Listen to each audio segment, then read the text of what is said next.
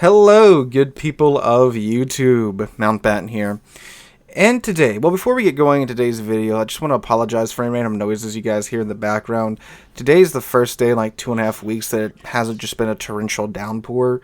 We have this weird tropical depression, low pressure system in the Gulf of Mexico right now that's just been dumping water on the entire southeast U.S. for the past 2 weeks, and looks like it's not going anywhere. So today everyone's jumping outside, cutting their grass and such. I've waited like 20-30 minutes for most of them to take a break, but apparently these people are just machines that keep going. So I apologize for that. There's not much I can do about it. But anyway, in today's video, we're talking about an article that we're giving release today concerning a Q&A that occurred in May around maps, game modes, what's the future of new game modes, what's going on with maps, and a lot of these questions that were asked in this Q&A session are questions that I often see asked in not only my comment section, but the comment section of other videos, on the forums, and on Reddit. So I've gone through, I've selected some of the more frequently asked ones, and that's the ones we're going to be going over in today's video. Check out the time bar down below. There should be timestamps there for the questions and their answers, so if you're looking for a specific answer to a question, check that out down below. And I do encourage you guys to go check out this article for yourselves. I will link to it in the description down below, because there are many more questions here than what we are going over. But again, I don't want it to be a 40-minute video. So anyway, let's go ahead and jump into the big question that is really one that I see a whole lot. Why are new maps so rare? And they state, it's true that the rate of introduction of new maps used to be faster than it is now. The main reason for this change of pace is that, shortly after release, Warships had relatively few maps. So we need to expand the pool as soon as possible. Currently, since we now have a good number of varied maps, 34, not counting those linked to temporary events, and since we are constantly updating existing maps according to the newest graphics technologies, like updating maps to HD, the production of new ones is no longer as high on our list of priorities. Regardless, we will continue working on releasing new maps and are currently planning to release them at a rate of 1 to 2 new maps every year. For example, update 11.5 will bring Faroe Islands, a map with a visual theme that was chosen by players in autumn of 2021. Also in our recent roadmap publication showcasing our development plans for the summer, autumn 2022, we announced another new map that will be developed this year. Okay, this does seem like a pretty dated response, though. I wonder if it really was from last May, like they said at the beginning of the article. But, yeah. So, by the way, I'm going to go through, read their answer, and give my 2 cents about it. 34 maps in this game. That is a lot of maps if you just look at the number 34, but then you have to break it down to the fact that there's maps for low-tier ships, so like tier 1 to 2, and then, then you have like the 3 to 4, 4 to 5, then 5 to 7, then not even 5 to 7, then 6 to 8, so forth and so on. So once you break it down by tier, there's not as many, like Yamato. They're not going to go see the tier 1 maps. So the Yamato can only enjoy a certain pool of maps. But 1 to 2 new maps every year is, I think, a pretty good pace to set. I mean, you don't want them just printing out maps every month that are just mediocre. If they spend time on them and they're good maps, they're balanced, sure. But we'll see what these quality maps are like. I mean, the new Faroe Islands is just old islands of ice with a couple of tweaks here and there. But they did just announce that they're working on another new map.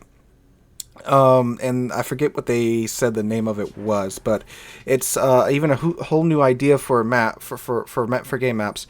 It's based on an actual location, and it's going to use the actual geography of that location in the map as much as possible. I think that's a pretty cool idea.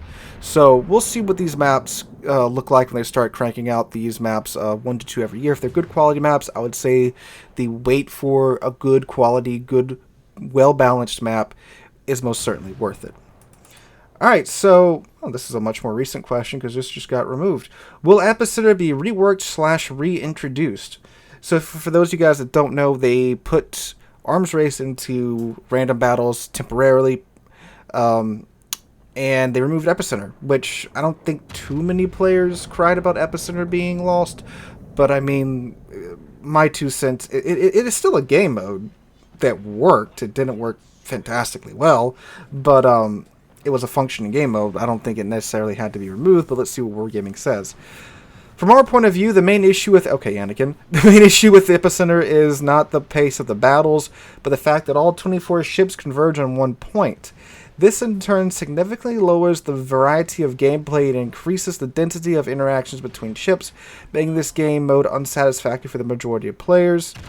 The ending phase of a battle in the new arms race mode is in a way the successor of Epicenter. Players have to conquer one key area in the center of the map. However, arms race doesn't carry over Epicenter's gameplay issues. The key area appears only in the final stage of the battle, when players are already spread across the map, and the number of the ships still afloat has decreased significantly. To answer your questions, we do not currently have any plans to rework and bring back Epicenter. We're now focused on developing new game modes. Huh.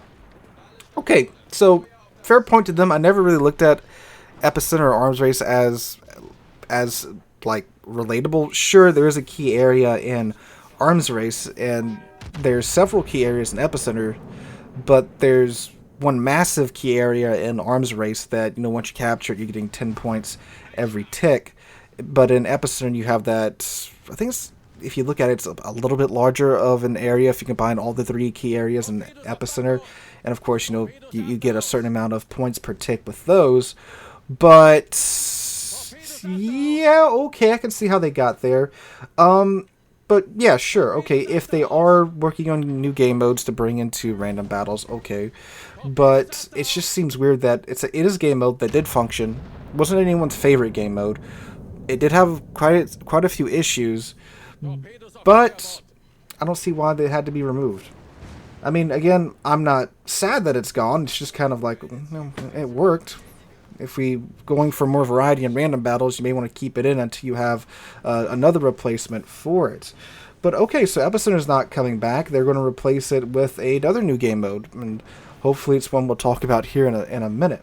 Alright, next question is, was Dirigible Derby successful? Will it ever appear in random battles? They say we use several indicators to assess the success of the mode, including the number of players who took part, the time spent in the mode, our own assessment, and the feedback we received. The results of Dirigible Derby were quite positive, and players have warmly embraced the mode.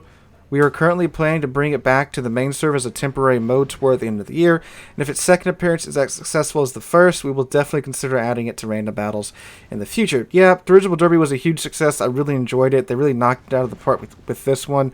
It's a good objective-based game mode. It's like Convoy, but the Convoy ships are quite easily killable, and I've shared some ideas on how they could improve that mode as well, but it takes away, the ability for like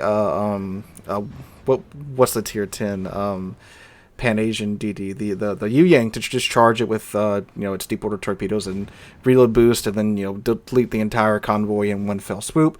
It removes that from the pushing the cart style of objective-based gameplay, and plus it made for some quite fun brawling in the end courses of the mode. So yeah, I very much liked it. I hope it comes back, and I do hope it gets to random battles as soon as possible. And a very nice toss-up into the current set of game modes in random battles. Alright, big question I see a lot of, and one that I hope they could make work. Will we see night battles like on Operation Cherry Blossom again? As we pointed out in the last Q&A session, we have some ideas for implementing nighttime as a visual effect on the map. However, at the moment, we have no plans set in stone for nighttime specifically as a gameplay mechanic. This is due to the fact that it limits visibility, which is currently handled quite well by the weather system in Warships. However, in the future, we're going to explore ways to add/improve new effects similar to local weather, and perhaps night battles will become a part of those improvements. So night battles is something that it looks visually quite good in Warships, especially with the muzzle flashes and stuff. If you guys haven't checked out the Hunt for Bismarck video that we put out Sunday, we had a nighttime session in that in which I used a mod to turn off the sun and engage nighttime in Warships. And yeah, it looks good, but God, you can't see anything.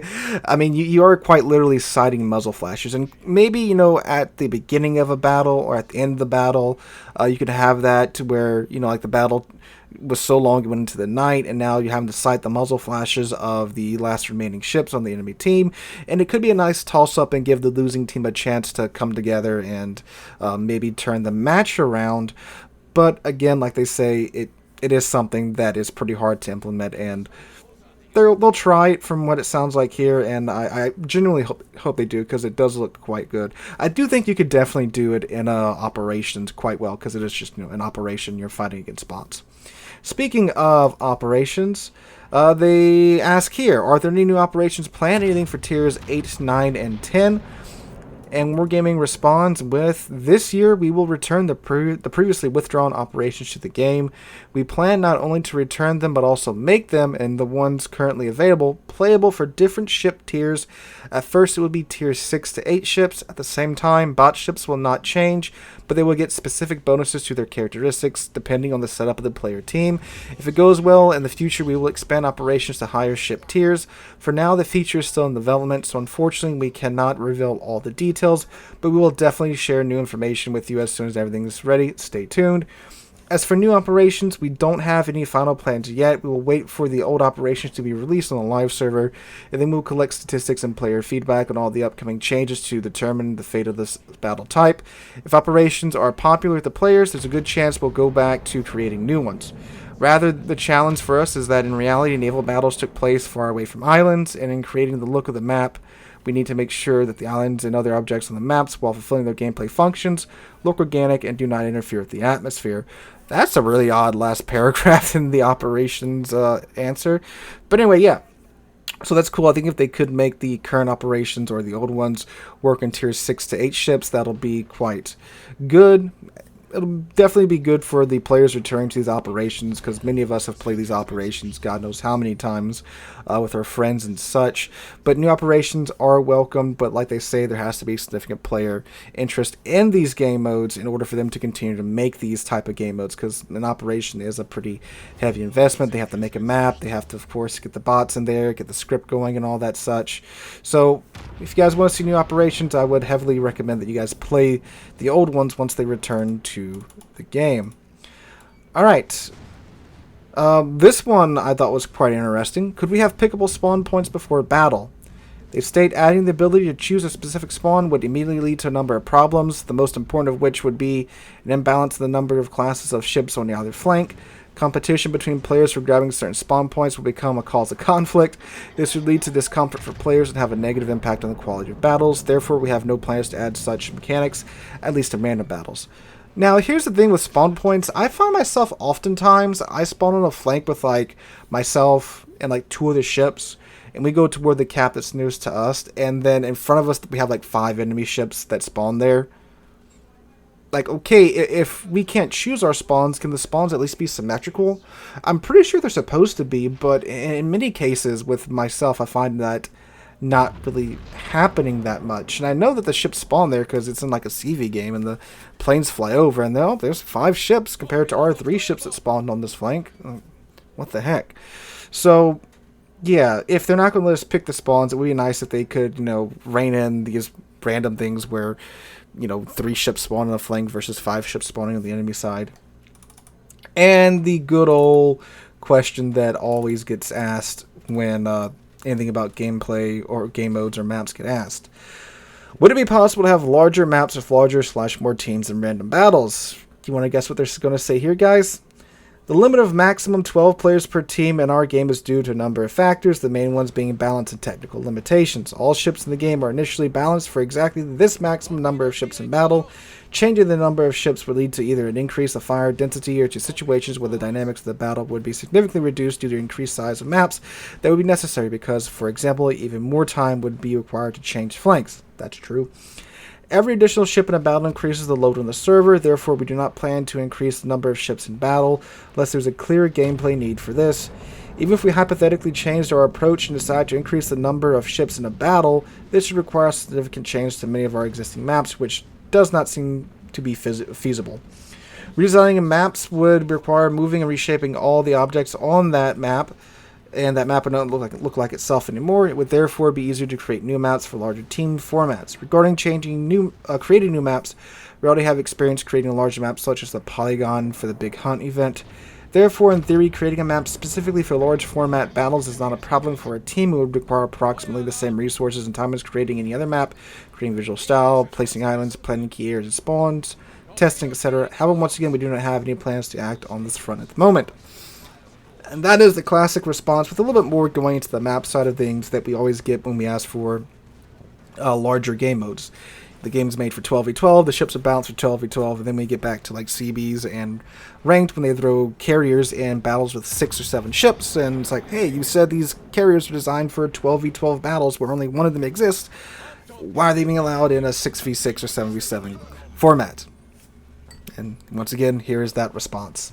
Alright guys, so that's not even really, I think it's maybe half of the questions on this Q&A. There's some good information here, and again, quite a few questions that I see asked not only on my channel, but also around the community as a whole. So if you guys want to see more and dig a little deeper into this Q&A, please check out the link in the comments down below. Let me know what you guys think about the answers here. Are you excited for some of the changes coming down the road, especially with Dirigible Derby coming to random battles potentially in the future? Looking quite well for that. And also the prospect of getting 1 to 2 good or high quality maps throughout the year.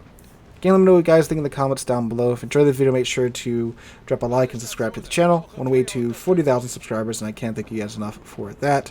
Hope you're all having a wonderful Wednesday. Hope you have a wonderful rest of your week. Hope to catch you guys in the next one.